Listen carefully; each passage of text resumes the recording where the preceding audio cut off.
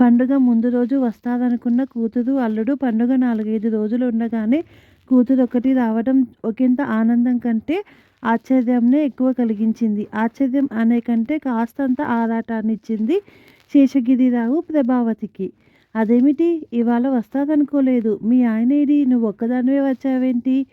గుమ్మంలో అడుగు పెట్టగానే ప్రశ్నలు కురిపించారు తల్లి తండ్రి. తమ్ముడు సూట్ కేస్ పట్టుకొని లోపలికెళ్ళాడు.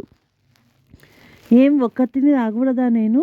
నందిని ఎదురు ప్రశ్న వేసింది కోపంగా. అబ్బా రాకూడదని కాదే బాపు, ఇద్దరూ కలిసి వస్తాదనుకున్నాం. ఇంతకీ అతను పండుగ వేళకి వస్తానన్నాడా? తల్లి ఆరాటంగా అడిగింది. వస్తాడు, మహారాజులా వస్తాడు. ఎందుకు రాడు? అల్లుడు గారికి కొత్త కలర్ టీవీ కొని ఉంచండి పండుగ బహుమతిగా వ్యంగ్యంగా అంది. శేషగిరిరావు, పద్మావతి తెల్లపోయారు. టీవీనా? పండక్కి టీవీ కావాలన్నారా?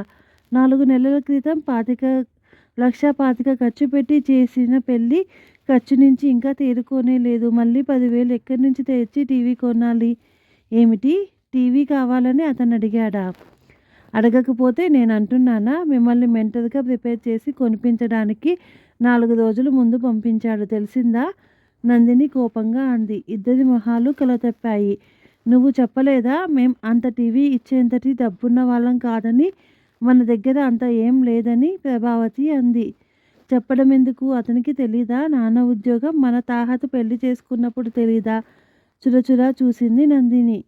ఏదో పండక్కి పిలిచి బట్టలు పెడదాం, అంతా కలిసి 4 రోజులు సరదాగా గడపడం అనుకుంటాం గానీ ఇలా ఖరీదు బహుమతులు ఇవ్వడానికి మన దగ్గరేముంది? ఇలా అడిగితే ఎక్కడి నుంచి తెస్తాం?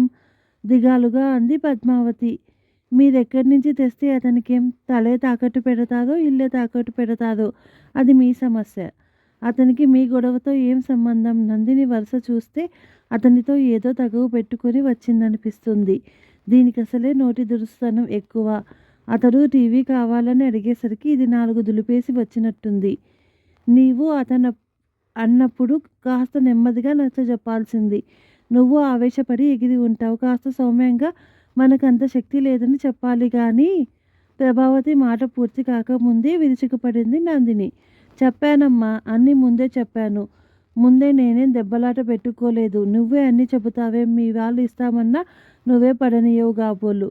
వాళ్ళతో చెప్పు. అల్లుడికి పండక్కి బహుమతి ఇయ్యడం ఏదో వింత అన్నట్టు మాట్లాడుతున్నావు. మా ఆడపిల్లకి మేమివ్వలేదు. నువ్వే అన్నట్టు నీ సొంత కవిత్వం చెప్పొద్దు. నేనన్నట్టు చెప్పు అని తెగేసి చెప్పాడు. ఇంట్లో టీవీ ఉంది కదమ్మా, శేషగిరి మెల్లగా అన్నాడు. అదే పాత మోడల్. అన్ని ఛానల్స్ రావు నాన్న, అందుకని మార్చాలట. బాగుంది. ఈనాటి అబ్బాయిలకి కోరికలు మరీ పెరుగుతున్నాయి. ఆ కోరికలు తీర్చే సాధనంగా అత్తవారిని వాడుకుంటున్నారు. ప్రతి వాళ్ళకి మోజులు, కోరికలు ఆకాశాన్నంటున్నాయి. ఇతనికిస్తే నళిని బావ కూడా వస్తున్నారు. వాళ్ళ బాధ పడదు. ఊరుకోండి. ఎక్కడి నుంచి తెస్తారు? ప్రొవిడెంట్ ఫండ్లోనూ జీతం కట్ అయి కింద మీద పడుతున్నాం. మళ్ళీ ఈ 10,000 ఎక్కడి నుంచి తెస్తాం? అతనొచ్చాక నేను నెమ్మదిగా నచ్చ చెబుతాలేండి. వెళ్ళవే, ముందెళ్ళి స్నానం చెయ్యి. అది చెయ్యి. దీని సంగతి తర్వాత ఆలోచిద్దాంలే అంది కూతురి వాడిన మొహం చూసి. పండుగ ముందు రోజు వరకు 3 రోజులు ఆలోచిస్తూనే ఉంది నందిని. ఆలోచన మధ్య ఒక ఆలోచన మెరుపులా వచ్చింది. అతను సాయంత్రం వస్తానని ఫోన్ చేశాడు. అక్క, బావ అప్పటికే వచ్చారు. నందిని తండ్రి ఒంటరిగా ఉండడం చూసి నెమ్మదిగా, నాన్న మీరు ఆ టీవీ ఒకటి ఎలాగైనా కొనేయండి. ఆయన ఈ రాత్రికి వస్తున్నారు కదా. శేషగిరిరావు తెల్లబోయి చూశాడు కూతురి వైపు. అన్నీ తెలిసిన కూతురు ఇలా అనడం మొగుడికి కోపం వస్తే భయపడుతోందేమో పిచ్చిపిల్ల. నిస్సహాయంగా చూసి, ఎలా కొనవునమ్మా, డబ్బేది అన్నాడు. నాన్న ఇన్స్టాల్మెంట్స్ మీద కొను. ఎలాగో అలాగా మొదటి ఇన్స్టాల్మెంట్ కట్టి టీవీ తీసుకోండి. మిగతా వాయిదాలు నేను ప్రతి నెల పంపిస్తాను. నాన్న, ఈ టీవీ కొనడం చాలా అవసరం. ఏదో నిశ్చయం ఆమె కళ్ళల్లో కనిపించింది. నీవెలా కడతావమ్మా ఇన్స్టాల్మెంట్స్? ఆశ్చర్యంగా చూశాడు శేషగిరిరావు. నాన్న, అదంతా నేను చూసుకుంటాను. నాకు ఓ స్కూల్లో టీచర్ ఉద్యోగం ఇస్తానన్నారు. మా సందు మొదట్లో ఉంటుంది.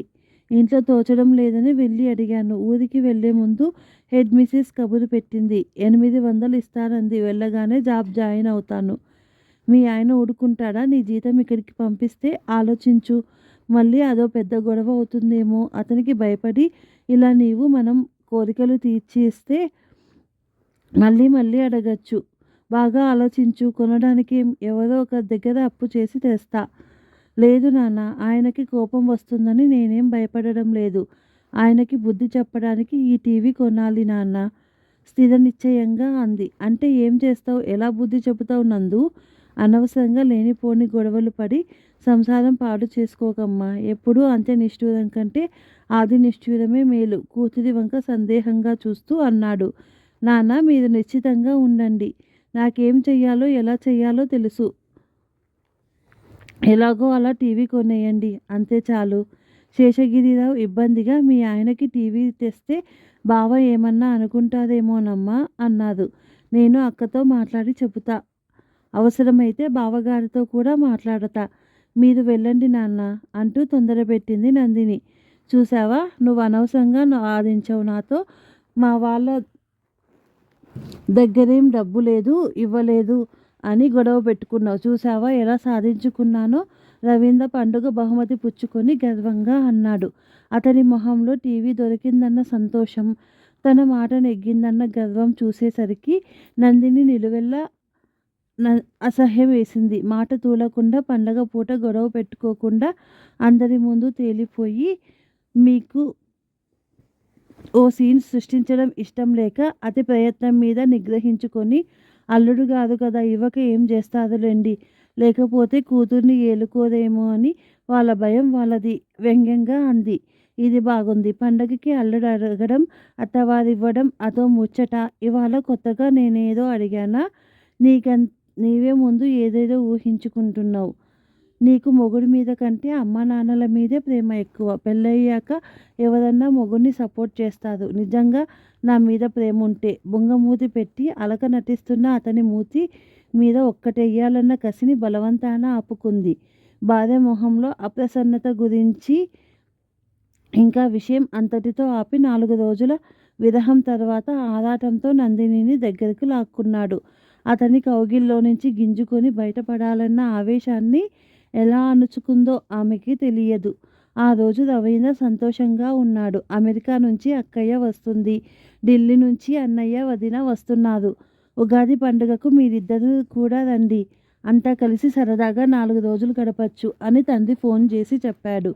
2 ఏళ్ల తర్వాత వస్తున్న అక్కయ్యని, ఏడాది తర్వాత వస్తున్న అన్నయ్యని చూడొచ్చు. అందరూ కలిసి సరదాగా గడపచ్చు కొన్ని రోజులు. తన పెళ్ళి అయ్యాక మళ్ళీ ఇంటికి వెళ్ళనే లేదు ఈ 3-4 నెలల్లో. అక్కయ్య అయితే నందినిని చూడనే లేదు. వెళ్ళాలి, తప్పక వెళ్ళాలి. రవీంద్ర చాలా సంబరంగా ఆఫీసు నుంచి వెళ్ళి టికెట్లు కూడా బుక్ చేసేశాడు. ఇంటికి వస్తూనే సంబరంగా మనం ఉగాదికి మా ఇంటికి వెళ్తున్నాం. మా అక్కయ్య అన్నయ్య కూడా వస్తున్నారు. వారం రోజులు సెలవు కూడా పెట్టేశాను అన్నాడు.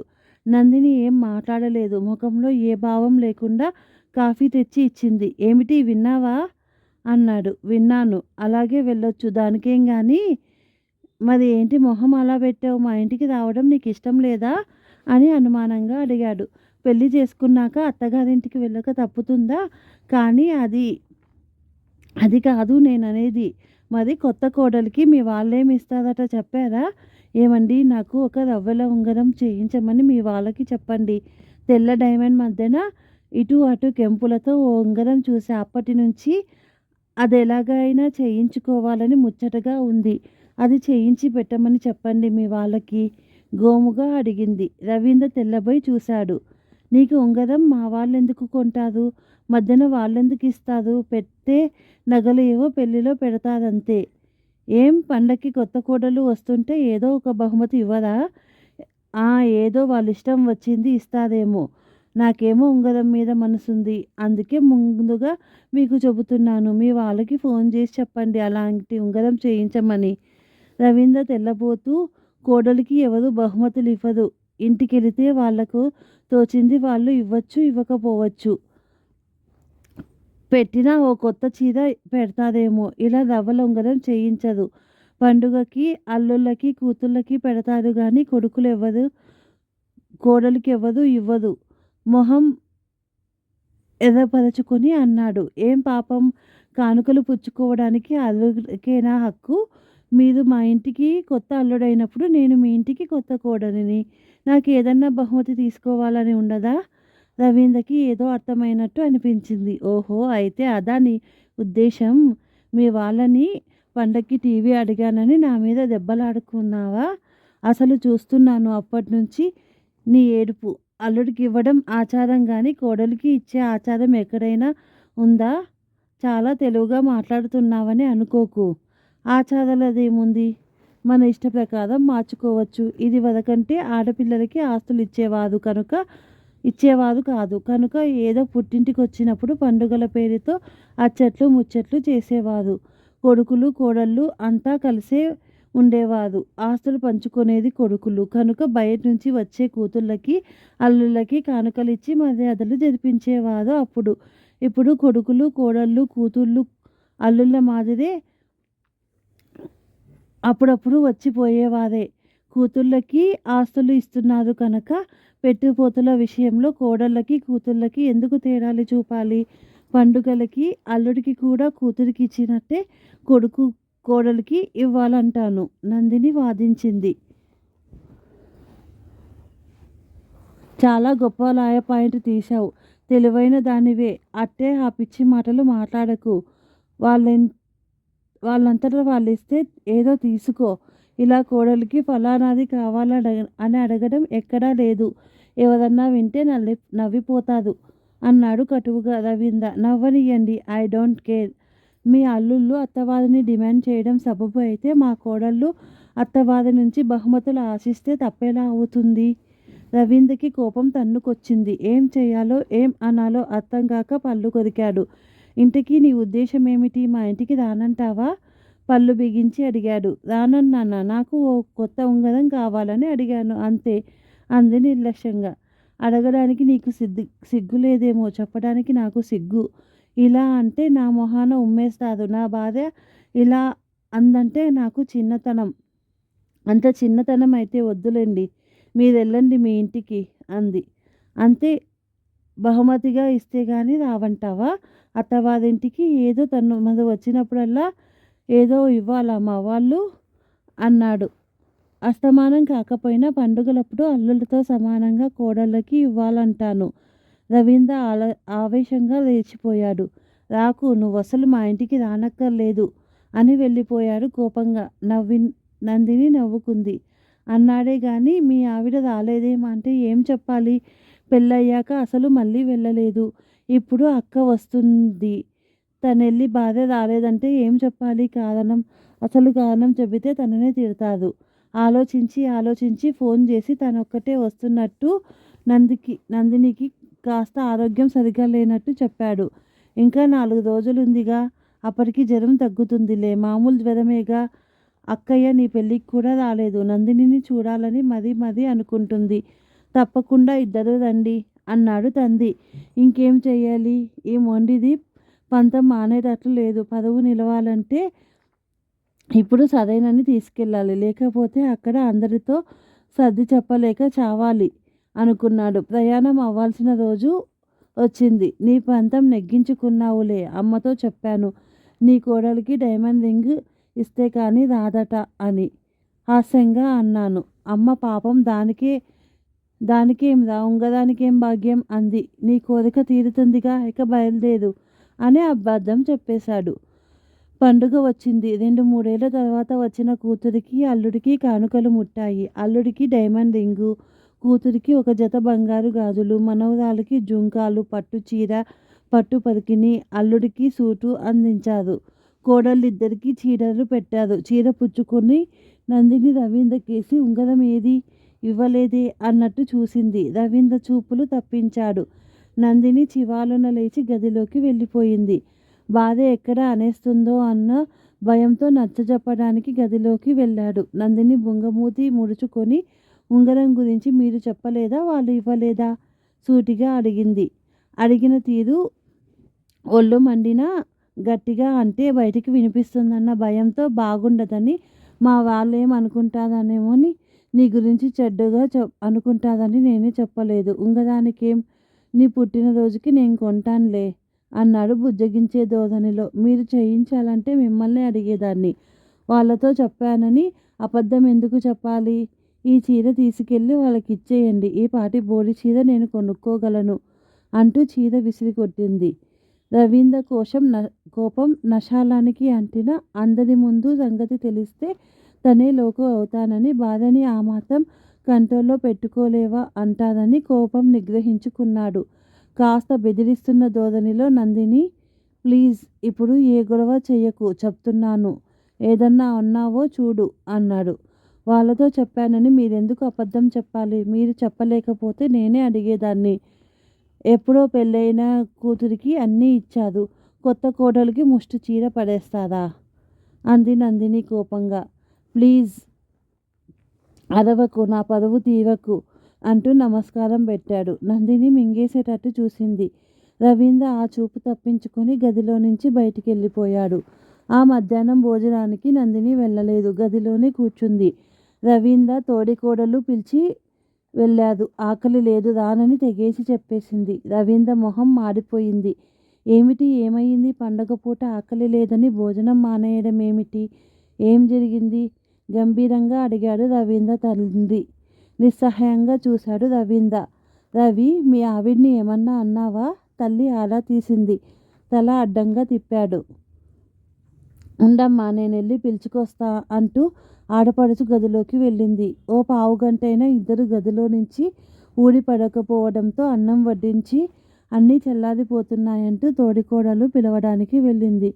సునీత నవ్వుతూ గదిలో నుంచి వచ్చి, మీ కోడలు అలకపాన్పు ఎక్కిందమ్మా. అల్లుళ్ళేనా ఏమిటి అలకపాన్పు ఎక్కేది? మోడ్రన్ రోజులు కదా, మీ కొత్త కోడలు అలకపాన్పు ఎక్కింది.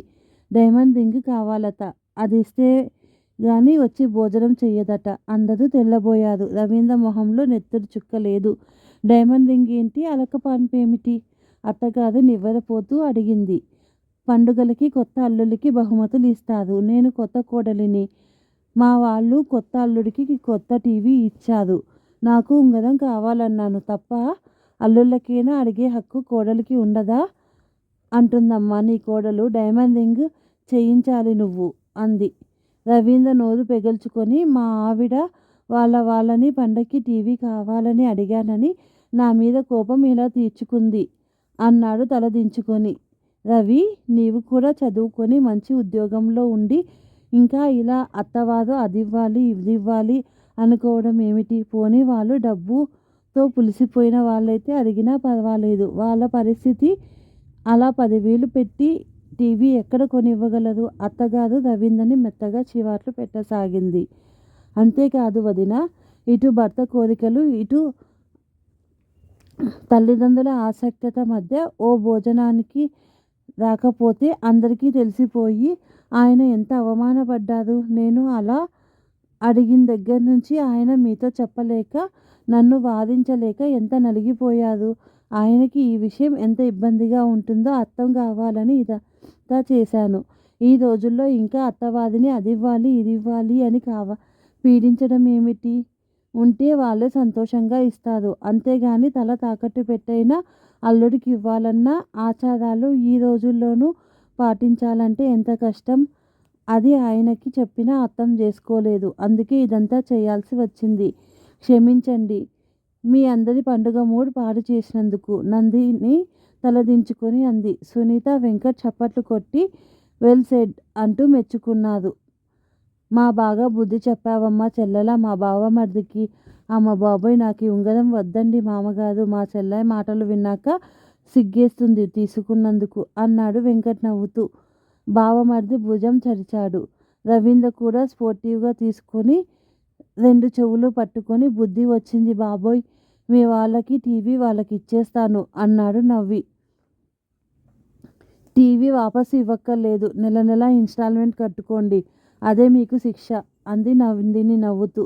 ఈలోగా అత్తగారు లోపలికెళ్ళి ఓ 5,000 తెచ్చి కోడలి చేతిలో పెట్టి, కొత్త కోడలివి అలకపాన్పు బహుమతి, నీకు వచ్చిన ఉంగరం నీకు నచ్చిన ఉంగరం నువ్వే కొనుక్కో అంది. నందిని గాబరాగా, నిజంగా నేను ఉంగరం కోసం ఇదంతా చెయ్యలేదండి. ఈ డబ్బిచ్చి నన్ను అవమానించకండి ప్లీజ్ అంది. లేదమ్మా, మొదటిసారి మా ఇంటికి వచ్చావు. పండుగ నాడు ఇచ్చింది వద్దనకు. నీవన్న మాట నిజమే. అల్లుడెంతో కోడలు అంతే అనుకోవాలి ఈ రోజుల్లో అందావిడ. దయచేసి నన్నిలా ఇబ్బంది పెట్టకండి. ఇప్పుడు ఈ డబ్బు పుచ్చుకుంటే మా వాళ్ళ దగ్గర టీవీ పుచ్చుకున్న ఆయనకి నాకు తేడా ఉండదు. నందిని చాలా బాధపడుతూ అంది. తనకు అక్కర్లేకపోతే నాకివ్వమ్మా, రవీంద్ర హాస్యంగా అన్నాడు. అదిగో ఇలా ఈ బుద్ధే తేరగా వచ్చేసరికి ఆశపడడం అంటారు. అదే వద్దన్నది. మీరే చూశారుగా ఈయన బుద్ధి. నందిని నవ్వి అంది. అందరూ నవ్వారు. Thank you for watching.